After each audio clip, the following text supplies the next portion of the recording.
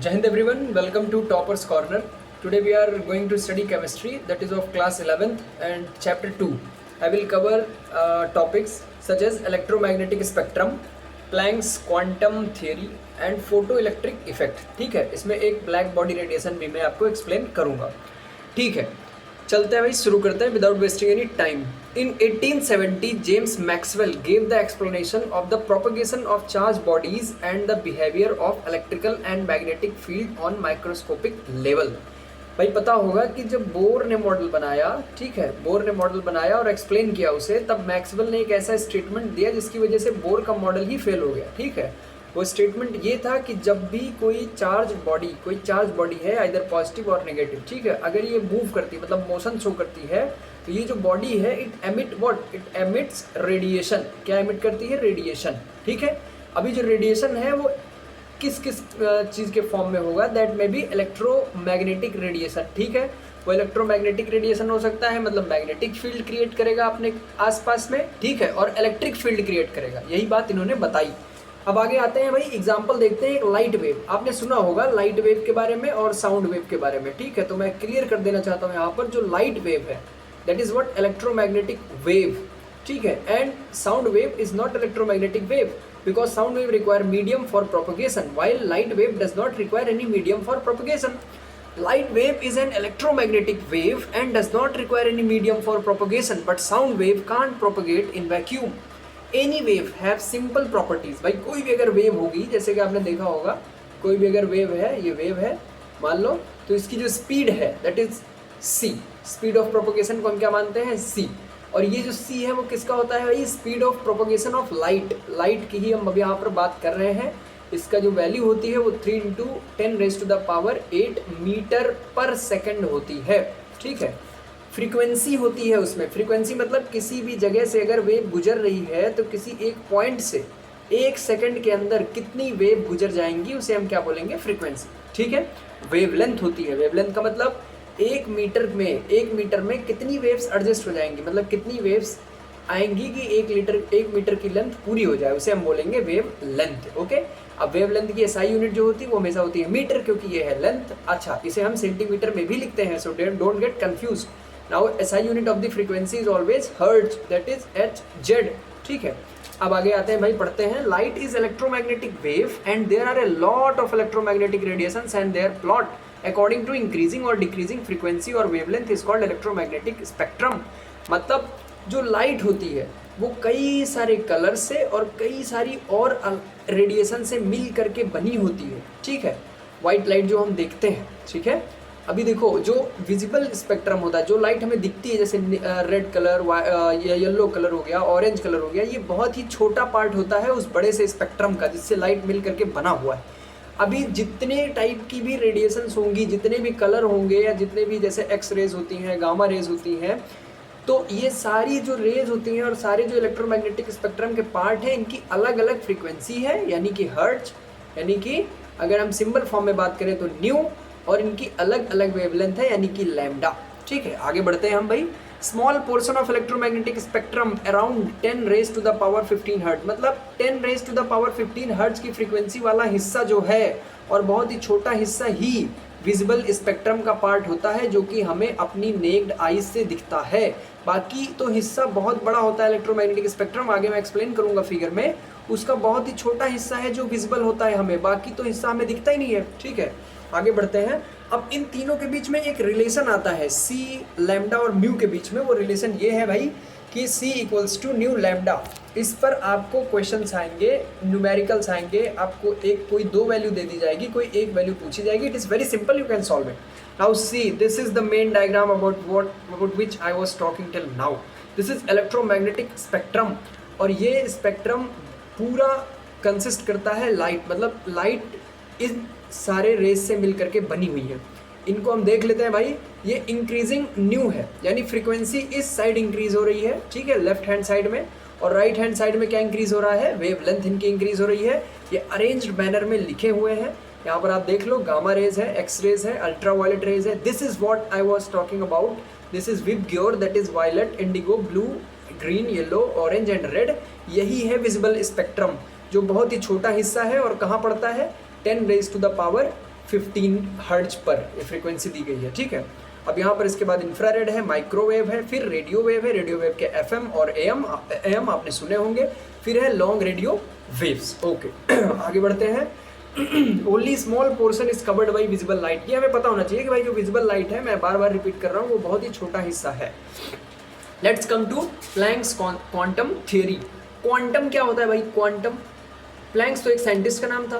Quantum मतलब कोई चीज़ जब पैकेट्स में गिरे, जैसे फॉर एग्जांपल अगर मेरे पास एक बॉटल है और मैं बॉटल को इन्वर्ट करता हूँ, उसमें वाटर है, ठीक है, एक कंटेनर में वो वाटर गिरता है, तो वो कैसे गिरेगा?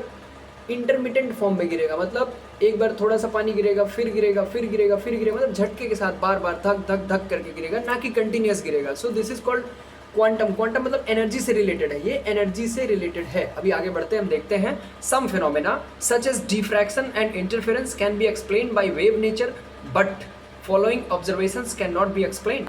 तो भाई कुछ फिनोमेना है जैसे डिफ्रैक्शन। अभी डिफ्रैक्शन क्या होता है? जो पार्टिकल्स होते हैं एयर में, उन पर जब लाइट स्ट्राइक करती है तो वो क्या होती है? अलग अलग डायरेक्शन में, कई सारे डायरेक्शन में स्कैटर होती है, that is called diffraction. Now let us talk of interference. Interference क्या होती है? इंटरफेरेंस होता है भाई, it is the combination of two wave of same और different frequencies to give a wave. मतलब जब दो वेव आपस में कंबाइन हो जाए, सेम फ्रीक्वेंसी हो या अलग फ्रीक्वेंसी हो, कोई दिक्कत नहीं, ठीक है, इसे हम कहेंगे इंटरफेरेंस। इस चीज़ को हम क्लास 12th में अब पढ़ेंगे आगे, ठीक है, अगली क्लास में। तो अभी हमें इतना जानना है कि दो फिनोमेना होती हैं, जो है डिफ्रैक्शन और इंटरफेरेंस, ठीक है। तो जो वेव नेचर होता है, वेव का जो वेव नेचर होता है, वेव के भाई दो नेचर होते हैं, ठीक है, एक वेव नेचर होगा और एक पार्टिकल नेचर होगा। वेव पार्टिकल की तरह भी बिहेव करती है और वेव की तरह भी बिहेव करती है। तो वेव नेचर से हम ये ऊपर वाले चीज़ें तो समझा सकते हैं कि भाई उसका डिफ्रैक्शन हो जाता है, उसका इंटरफेरेंस हो जाता है, इसका मतलब वो वेव ही होगी। बट कुछ उसके और ज़्यादा ऑब्जर्वेशंस आए हैं वेव के, जो हम उसके वेव नेचर से नहीं समझा सकते, जो केवल पार्टिकल नेचर उसका होना, पार्टिकल नेचर का होना जरूरी है। जैसे कि भाई nature of the emission of radiation from hot bodies, ठीक है, ब्लैक बॉडी रेडिएशन जो है आगे एक्सप्लेन करूंगा मैं क्या होता है, फोटो इलेक्ट्रिक इफेक्ट आगे एक्सप्लेन करूंगा, और variation of the heat capacity of the solid बी में आगे एक्सप्लेन करूंगा। तो आगे बढ़ते हैं थोड़ा सा, यहाँ पर भाई आगे आते हैं black body radiation. It was explain by Max Planck in 1900 में मैक्स प्लैंक ने ब्लैक बॉडी रेडिएशन के बारे में एक्सप्लेन किया। इन्होंने बताया कि हॉट बॉडीज या hot objects emit electromagnetic radiations over a wide range of wavelength. मतलब अगर कोई बॉडी है, उसे हम हीट कर रहे हैं, हीट प्रोवाइड कर रहे हैं, तो क्या होगा? स्लोली वो क्या करेगी? रेडिएशन एमिट करेगी। What it will do? It will emit radiation. So it also emits visible light being part of the electromagnetic spectrum. अभी आपने देखा स्पेक्ट्रम, देखा स्पेक्ट्रम में विजिबल लाइट का पार्ट देखा, तो वो विजिबल स्पेक्ट्रम भी एमिट करेगा, मतलब विजिबल लाइट भी अपने से एमिट करेगा बाहर की तरफ, ठीक है। अब देखते हैं भाई, as the temperature is raised higher, proportion of short wavelength is generated and it emits blue light। मतलब जैसे हम किसी मेटल को हीट करते हैं, आप देखिए फॉर एग्जांपल जैसे हमारे पास ये आयरन का एक पीस है, मैंने इसको हीट करना स्टार्ट किया, इसे हीट देना स्टार्ट किया, ये धीरे धीरे रेड हो गया। आपने देखा होगा कि जब आयरन को हीट करते हैं तो it converts into red colour. और हीट करो, रेड होने के बाद और उसे हीट करो फर्नेस में रखकर फर्दर, उसके बाद आप देखोगे कि भाई उसका जो कलर है वो ब्लू हो गया, स्लाइटली ब्लू। ऐसा क्यों हुआ? क्योंकि आप ध्यान से देखो, विबग्योर, क्या विबग्योर में जो वायलेट लाइट है, फिर इंडिगो है, ब्लू है, ग्रीन है, येलो है, ऑरेंज है और रेड है। सबसे ज़्यादा वेवलेंथ रेड की ज़्यादा है, सबसे कम वेवलेंथ है वायलेट की। मगर अगर मैं फ्रीक्वेंसी की बात करूं तो फ्रीक्वेंसी सबसे ज़्यादा है वायलेट की और फ्रीक्वेंसी सबसे कम है रेड की। तो कम फ्रीक्वेंसी होने की वजह से कम टेम्परेचर पर कौन सा लाइट एमिट हो रहा है? रेड। कौन सा? रेड। इसीलिए वो हमें किस कलर का दिख रहा है? रेड कलर का। But after increasing its temperature up to certain limit it start looking blue. Why? Because violet colour starts emitting from that body, it start emitting violet colour. अब हमें रेड और blue ही क्यों दिखता है? हम red और violet यानी red और ब्लू ही क्यों दिखता है? क्योंकि जो स्पेक्ट्रम का पार्ट है उसमें विबग्योर ही ऐसा पार्ट है जो हमें विजिबल है, बाकी भी एमिट करता है। बगैर हमें बाकी तो विजिबल ही नहीं है तो हम देख ही नहीं सकते। ऑब्जर्वेशन के तौर पर हमें ये मानना पड़ेगा कि भाई हमें रेड पहले दिखता है और ब्लू वायलेट बाद में दिखता है। बट इलेक्ट्रोमैग्नेटिक स्पेक्ट्रम तो पूरा है, एमिट तो सारी लाइट्स होती हैं, बट अब गामा रेस तो हम देख नहीं सकते, रेडियो वेव तो हम देख नहीं सकते, इसीलिए हमें वायलेट और रेड कलर ही दिखता है क्योंकि वो विजिबल रेंज में आता है। मीन्स पहले red light is emitted and slowly blue eight different temperature. इससे ये पता चला कि अलग अलग टेम्परेचर पर बॉडी अलग अलग तरह की रेडिएशन को एमिट करती है। ठीक है, आगे आते हैं, देखते हैं।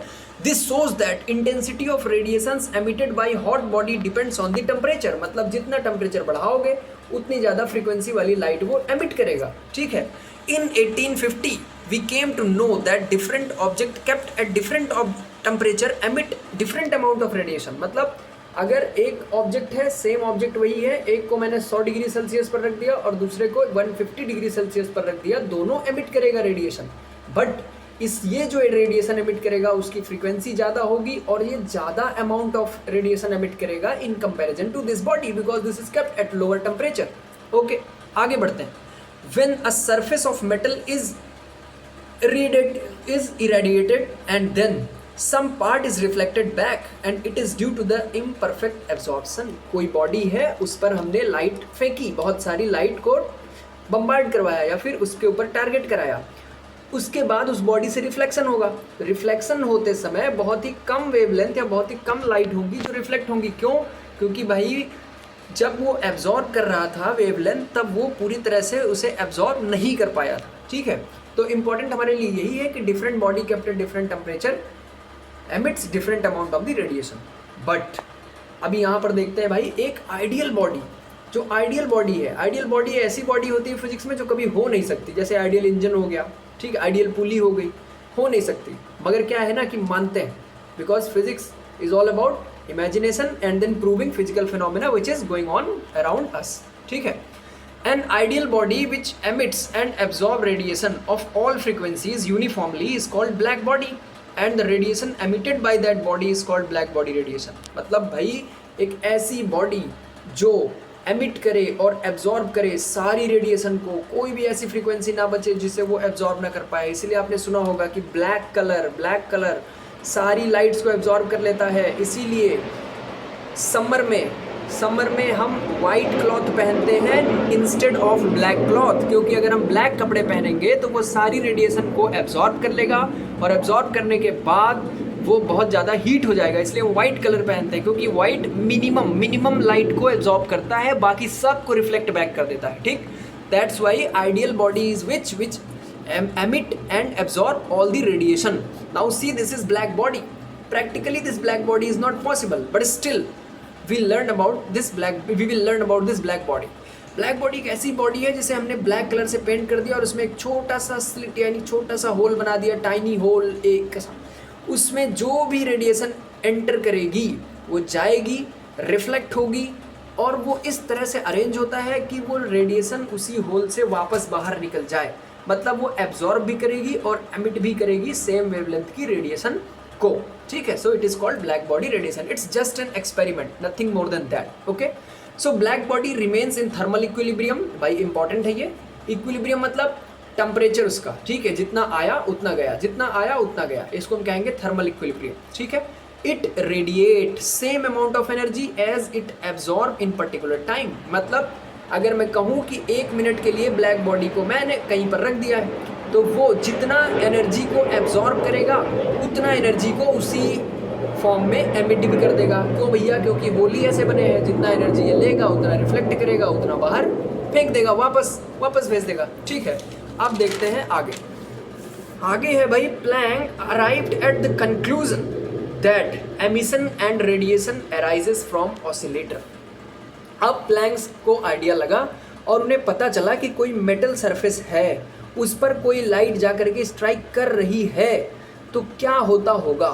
उन्होंने सोचा कि जो इलेक्ट्रॉन है ऊपर वाले सरफेस पर उसे वो जा कर के हिट करता है और उसकी एनर्जी इंक्रीज होती है, और किसी भी इलेक्ट्रॉन की एनर्जी जब इंक्रीज होगी तो वो क्या करेगा भैया? ऑसिलेशन करेगा। क्या करेगा? Oscillation. It will oscillate because it has gained energy and all particles which have energy they try to get stable and they oscillate to lose their energy। frequency of oscillation of black body atom is changed by the radiation and the emission takes place in the discrete chunks of energy. मतलब ये कह रहा है कि एक बार आया light पड़ी oscillate हुआ लाइट निकली, फिर आया पड़ी रेडिएशन निकला, फिर आया रेडिएशन निकला, फिर आया रेडिएशन निकला. तो this is not a continuous process. मतलब ये एक कंटिन्यूस प्रोसेस नहीं होता, ये चंक्स में होता है. मतलब एक जैसे कि विद अ स्ट्रोक होता है, एक धक धक धक स्ट्रोक लग के ये होता है. ऐसा नहीं है कि भाई कंटिन्यूस फ्लो ऑफ एनर्जी हो रही है. ठीक है, एनर्जी पैकेट्स में फ्लो करती है. देखते हैं आगे जो मैंने स्टार्टिंग में आपको बताया था. So means continuous flow of energy is impossible and energy is released और absorb in packets with a gap. एक गैप के साथ एनर्जी जो है पैकेट्स में रिलीज होती है या एब्जॉर्ब होती है. ठीक है, कोई भी बॉडी अगर एनर्जी एब्जॉर्ब कर रही है तो वो पैकेट्स में ही एब्जॉर्ब करेगी. आगे बढ़ते हैं भाई. He named quantum to the smallest quantity of energy that can be emitted or absorbed by the body. अब क्वांटम मतलब क्या हुआ? एनर्जी का एक हिस्सा, एक टुकड़ा एक बार में कितना एनर्जी वो एमिट कर देगा या एक बार में कितना एनर्जी वो एब्जॉर्ब कर लेगा, that is called quantum. Okay, so energy जो क्वांटम रेडिएशन है, energy of the quantum radiation is directly proportional to the frequency of radiation. जितनी ज़्यादा फ्रीक्वेंसी ऑफ रेडिएशन वाली लाइट उस पर पड़ेगी उतने तेज वो ऑसिलेट करेगा और उतनी ज़्यादा एनर्जी प्रोड्यूस होगा. ठीक है, जो इलेक्ट्रॉन ऑसिलेट करेगा वो उतने ज़्यादा एनर्जी के साथ ऑसिलेट करेगा. ठीक है, तो भाई यहाँ पर क्या कह दिया हमने? E is directly proportional to nu यानी frequency of the light falling on that particular surface. E is equals to H nu. अब H कहाँ से आ गया? प्लैंक्स कांस्टेंट है H. क्यों? क्योंकि ये थ्योरी कौन दे रहा है? प्लैंक दे रहा है. इसीलिए कांस्टेंट किसके नाम पर है? Planck's constant. प्लैंक्स कांस्टेंट की वैल्यू क्या है? H equals to 6.626 into 10 raise to the power minus 34 joule per second. ठीक है, जूल सेकेंड. बट अभी ये H की वैल्यू कहाँ से आती है? That we will do in higher classes. There is nothing to worry about it. ठीक है, you have to just mug it up or no need to mug it up यार, because in your question paper it will be given already that H equals to so and so. इसकी value पहले से ही दी रहती है first page पर. Okay, so no need to worry about it. But if you will practice numericals over this formula then you will come to know, you will learn it. Okay, now photoelectric effect. This is emission of energy. अब भैया photoelectric effect हम देखेंगे क्या होता है. Photoelectric effect के लिए इन्होंने एक सेटअप तैयार किया. सेटअप में एक ट्यूब लगाई, ट्यूब में वैक्यूम पंप लगा करके एयर पंप आउट कर दिया और अंदर क्या बना दिया? वैक्यूम बना दिया. यहाँ पर डिटेक्टर लगा दिया, यहाँ अमीटर लगा दिया. अमीटर मतलब करंट को डिटेक्ट करता है. मेटल सरफेस लगा दिया.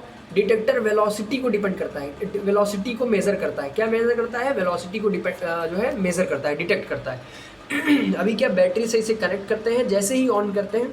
ठीक है, अब ऑन करने की जरूरत नहीं, बैटरी से यहाँ पर कनेक्ट ही कर रखा है हमने. यहाँ पर सर्किट ब्रेक है, बट जैसे ही लाइट इस पर पड़ती है, लाइट इस पर स्ट्राइक करती है, as soon as light strikes the surface of this metal it loses electron just because the free electron over the surface of this metal gains energy and start oscillating and they start moving towards this detector with high speed, and that speed is detected by this detector. देखते हैं आगे. light falls excites electron by increasing their energy and they leave metal surface detected by detector and kinetic energy is noted down. It is the same statement which I explained you. Okay, so Hertz performed above experiment in which electrons were ejected shown in the picture. जैसे picture में दिख रहा है ऐसे electron eject हुए इसमें. ठीक है, इसको किसने परफॉर्म किया था? हर्ट्ज ने. This is important. Observation of the experiment. Experiment का क्या ऑब्जर्वेशन आया? Electrons are ejected from this metal as soon as the beam of light strikes to the surface. No time lag. मतलब भाई metal surface पर जैसे ही light पड़ती है वैसे ही इलेक्ट्रॉन एमिट कर जाता है, छोड़ करके भाग जाता है. ठीक है, मेटल की सरफेस को. मतलब टाइम गैप कितना है? जीरो. कितना टाइम गैप है? जीरो. टाइम गैप है ही नहीं है भाई. No number of the electron ejected is directly proportional to the intensity of the brightness of light. जितनी ब्राइट लाइट होगी उतने ज़्यादा इलेक्ट्रॉन जाएंगे, जाहिर सी बात है. ठीक है, सबके समझ में आना चाहिए ये. For each metal there is minimum frequency below which electron cannot be emitted. That frequency is called threshold frequency. अब भैया कोई भी मेटल तुम रख दोगे इसके जगह पर और कोई भी लाइट डालोगे तब थोड़ी ना इलेक्ट्रॉन भागेगा, है ना. जैसे एक एल्यूमिनियम की फॉइल है, एल्यूमिनियम की एक थ्रेशोल्ड फ्रीक्वेंसी होगी कि इतने फ्रीक्वेंसी की लाइट पड़ेगी तभी इसमें से इलेक्ट्रॉन भागेगा. ठीक है, इतनी एनर्जी इलेक्ट्रॉन को चाहिए, तभी electron will leave its surface. So that particular frequency at which, that minimum particular frequency at which any metal loses electrons, ठीक है, उस पर्टिकुलर फ्रीक्वेंसी को हम क्या बोलेंगे? Threshold frequency. याद कर लो, थ्रेशोल्ड फ्रीक्वेंसी. इसे म्यू नॉट से भी रिप्रेजेंट किया जाता है. So kinetic energy is directly proportional to the what frequency of the light. जो फ्रीक्वेंसी पड़ेगी वो उसकी डायरेक्टली प्रोपोर्शनल होता है. नाउ सी, आइंस्टाइन ने क्या किया? आइंस्टाइन हर जगह कुछ ना कुछ करता रहते हैं.